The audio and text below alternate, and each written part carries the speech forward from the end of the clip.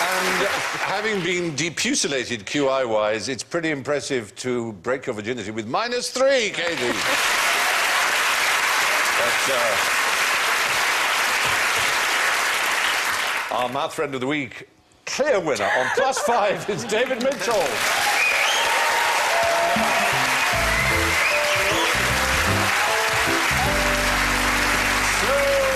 This is where we jack it all in and say that's all from Sue, David, Katie, Alan and me. Be excessively nice to each other. Good night.